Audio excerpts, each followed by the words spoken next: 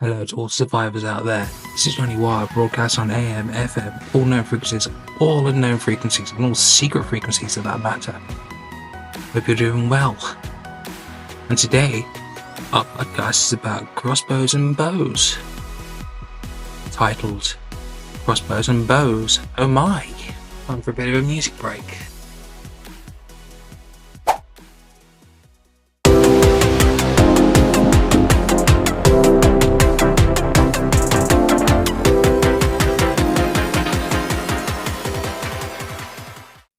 With the sighting of our favourite black cat, we are back.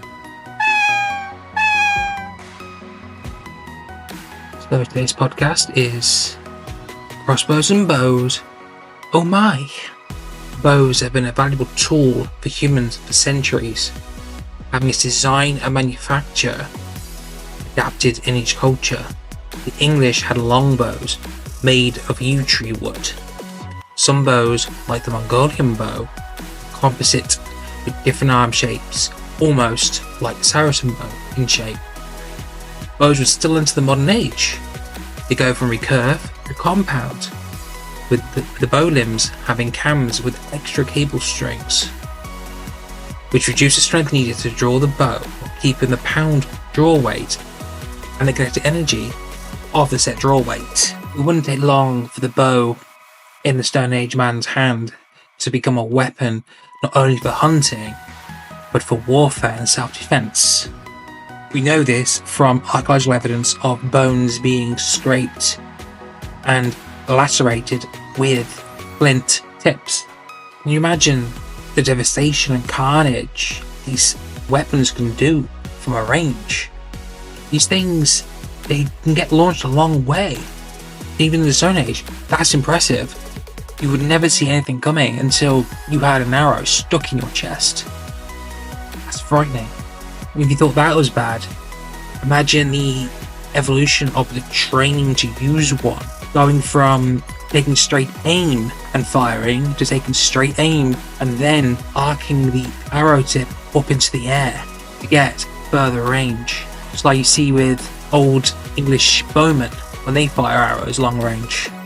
Okay, let's try something new.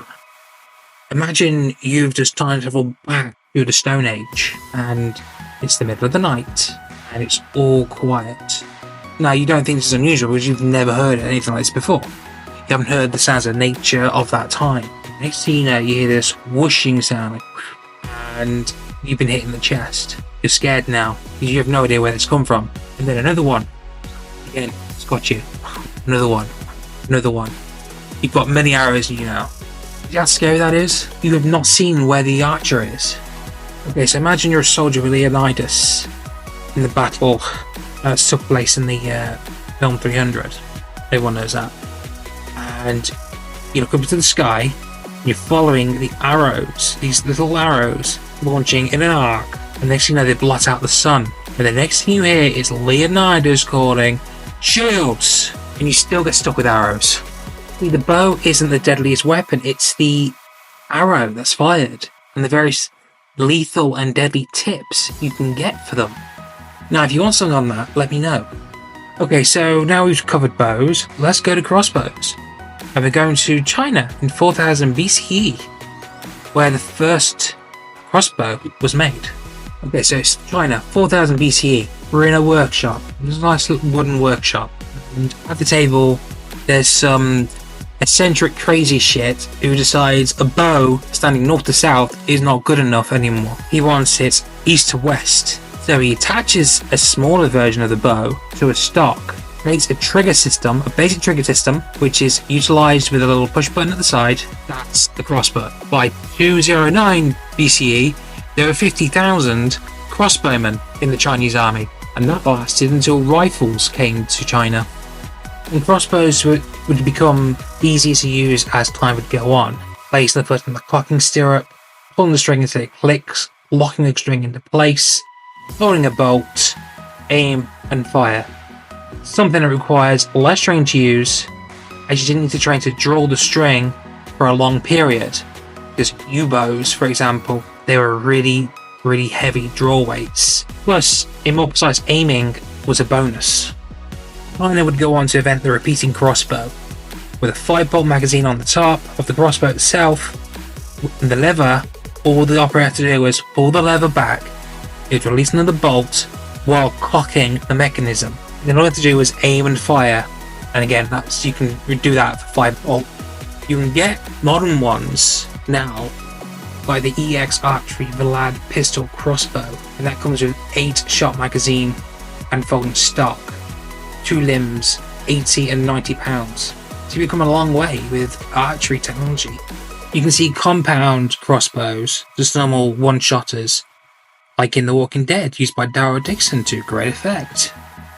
Bows and crossbows survive this day as tools of hunting and self-defense, rather than tools of war in many countries, is because assault rifles with suppressors have made arrows an obsolete tool of war. However, China still employs bolts and arrows in its military arsenal, and I suspect many hunters who use arrows and bolts are using them because they're reusable. Just pull it out and you can fire it again. We've got some breaking news.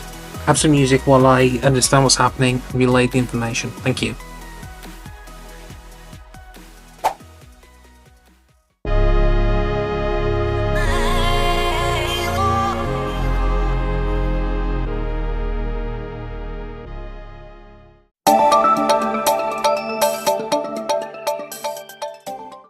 Breaking news. An eye in the sky is with a strange event happening. It appears that whatever is making humans into The Walking Dead has crossed over into animals. All over the world, animals have died or have been infected, are turning. This means man's best friend could end up being a problem for us. An able act by our friends to save our lives could see them turn on us. This mysterious biohazard agent is evolving every day, not just in terms of undead advancement, but also on a cellular level as well. Was it implemented in the design of the agent or unintentional? I will not know this until the agent itself is analysed. With that, now back to our scheduled podcast.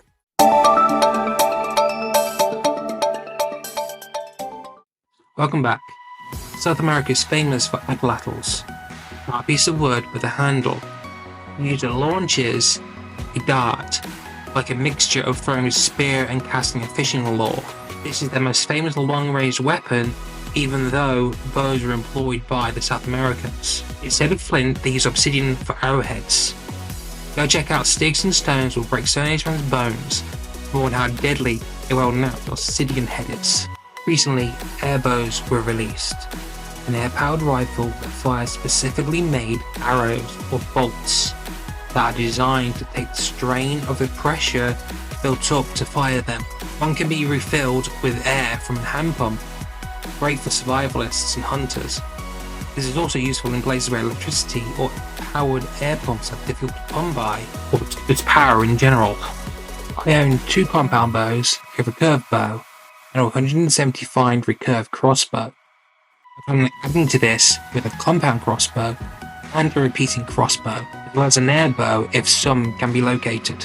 I don't see bows and crossbows becoming as obsolete as stone weapons anytime soon, as even the most hardcore firearm enthusiast will still go back to arrows and bolts when the bullets run dry or the guns become unfixable in this apocalypse. Why? Humans have a special connection with such weapons.